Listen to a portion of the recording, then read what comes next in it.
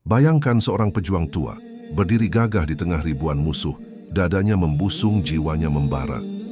Ia tidak takut luka, tidak gentar mati. Ia adalah singa di padang pasir, dan hari itu menjadi hari terakhirnya di dunia, namun hari pertama dalam kemuliaan abadi. Inilah kisah tentang seorang pahlawan sejati, sosok yang membuat musuh gentar hanya dengan langkah kakinya. Ia bukan hanya pejuang, ia adalah pamannya Nabi. Ia adalah Hamzah bin Abdul Muthalib, dan ini adalah kisah syahidnya di Perang Uhud. Assalamualaikum warahmatullahi wabarakatuh. Sahabat Hikmah Langit, hari ini kita akan menyelami sebuah kisah yang penuh darah, air mata, keberanian, dan keimanan. Kisah seorang tokoh yang Rasulullah SAW sendiri menangis saat kehilangannya. Kami mengajak kalian untuk duduk tenang, membuka hati dan merenungkan perjuangan orang-orang yang telah mengorbankan segalanya untuk agama ini. Selamat datang di Hikmah Langit, dan inilah kisah syahidnya Hamzah bin Abdul Muthalib di Perang Uhud, sebuah kisah yang akan mengguncang jiwa dan menyentuh nurani terdalam kita. Hamzah bin Abdul Muthalib bukan sekadar paman Nabi Muhammad SAW. Ia adalah saudara sepersusuan Rasulullah, teman masa kecil, sahabat sepermainan, hingga akhirnya menjadi pelindung dalam dakwah Islam. Tubuhnya kekar, dadanya bidang, ia ahli berburu, singa gagah di padang pasir. Ia terkenal sebagai salah satu orang terkuat di Makkah. Keislamannya datang dalam momen yang emosional. Saat itu Nabi Muhammad SAW dihina dan dicaci oleh Abu Jahal. Hamzah baru pulang dari berburu. Begitu mendengar Nabi dipermalukan, langsung menghantam kepala Abu Jahal dengan busurnya dan berkata, "Berani kau hina Muhammad? Ketahuilah, aku telah mengikuti agamanya." Dari situlah gelar Asadullah, singa Allah, tersemat padanya. Di Perang Badar, Hamzah menunjukkan keberanian luar biasa. Ia maju ke barisan depan dalam duel 1 lawan 1 dan membunuh musuhnya dengan cepat. Ia tidak menunggu perintah. Jika melihat kebenaran di depan matanya, ia mengayunkan pedang dengan penuh keberanian tanpa ragu-ragu. Ia menciptakan rasa takut di hati musuh Quraisy. Hamzah adalah pahlawan Badar. Ia bukan hanya pemberani, tapi juga panglima yang strategis. Namun kemenangan Badar membuat kaum Quraisy dendam, khususnya keluarga dari mereka yang terbunuh oleh Hamzah. Pasca kekalahan Quraisy di Badar, Abu Sufyan, Hindun binti Utbah dan para bangsawan Quraisy membangun kekuatan untuk membalas. Pasukan disiapkan, 3.000 tentara, lengkap dengan kuda, senjata, dan pemanah. Hindun menargetkan satu nama, Hamzah bin Abdul Muthalib, karena ia telah membunuh ayahnya dan saudaranya di Badar. Di sisi muslimin hanya ada 1.000 pasukan, namun 300 orang dari golongan munafik mundur sebelum perang dimulai. Tinggal 700 pejuang, termasuk Hamzah. Nabi Muhammad SAW menempatkan pasukan pemanah di atas bukit kecil, Bukit Rumat, untuk menjaga bagian belakang. Hamzah maju dengan gagah.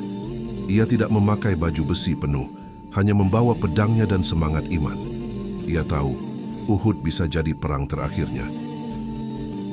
Saat perang pecah, Hamzah langsung menembus barisan musuh. Ia seperti badai. Ia menerjang musuh seperti singa memburu mangsa. Teriakannya menggema, Allahu Akbar, mengguncang mental Quraisy. Setiap ayunan pedangnya memisahkan kepala dari tubuh. Ia bertarung tanpa gentar meski dikepung. Ia membunuh Shaddad Siba bin Abdul Uzza dan beberapa pembesar Quraisy.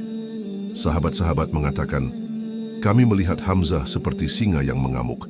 Tiada satu pun yang bisa mendekat tanpa roboh." Namun di tengah kobaran pertempuran, seorang musuh mengintai diam-diam. Wahsy adalah seorang budak asal Habsyi, Ethiopia, yang terkenal sebagai pemburu tombak paling akurat. Hindun menjanjikan kemerdekaan jika ia bisa membunuh Hamzah. Wahsy tidak bertarung seperti laki-laki Quraisy lainnya. Ia bersembunyi di balik batu-batu Uhud. Matanya hanya mengincar satu orang, Hamzah. Ia melihat Hamzah membunuh 2 orang dalam satu ayunan. Lalu saat Hamzah menoleh dan membelakangi Wahsy, ia melemparkan tombaknya. Tombak itu tepat menancap di bagian bawah pusar Hamzah. Dalam sekejap Hamzah roboh. Wahsy tidak mendekat. Ia pergi diam-diam. Misi selesai. Setelah Wahsy pergi, Hindun datang ke jasad Hamzah. Penuh dendam dan amarah, ia menyayat dada Hamzah, mengeluarkan hatinya dan mencoba memakannya. Tapi ia muntah karena tidak bisa menelannya. Lalu ia potong telinga dan hidung Hamzah dan menjadikannya kalung daud. Peristiwa ini adalah salah satu tragedi paling menyakitkan dalam sejarah Islam. Tubuh Hamzah terbaring di antara puluhan syuhada, tapi dialah yang paling mengenaskan.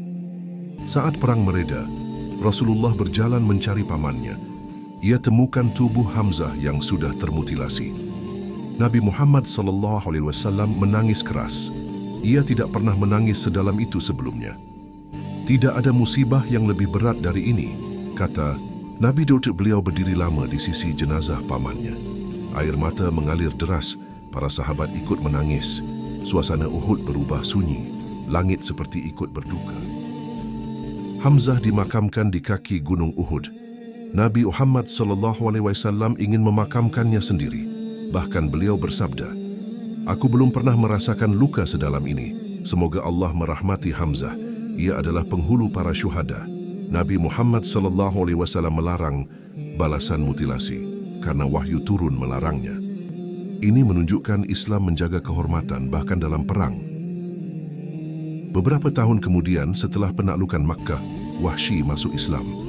Ia datang kepada Rasulullah dan berkata, "Aku adalah orang yang membunuh Hamzah." Nabi Muhammad SAW menerimanya, tapi berkata, "Sembunyilah dari wajahku. Aku tidak ingin melihatmu."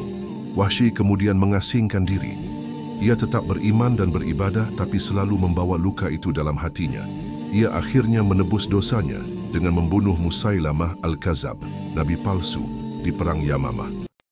Sahabat Hikmah Langit, dari kisah ini, kita belajar bahwa perjuangan bukan tentang hidup atau mati, tapi tentang kebenaran. Hamzah tak mati. Ia hidup bersama para syuhada, mendapatkan derajat yang dijanjikan oleh Allah, surga tertinggi. Hamzah mengorbankan segalanya, dan yang tersisa dari beliau adalah pelajaran abadi bagi kita, bahwa Islam sampai ke tangan kita hari ini karena darah para pejuang seperti beliau. Maka, jangan remehkan agama ini, jangan abaikan warisannya. Jadilah orang yang ikut menjaga kemuliaannya. Semoga kita bisa berkumpul bersama Hamzah bin Abdul Muthalib di surga, bersama Rasulullah dan para syuhada Uhud. Amin. Sampai jumpa di kisah berikutnya, hanya di Hikmah Langit. Wassalamualaikum warahmatullahi wabarakatuh.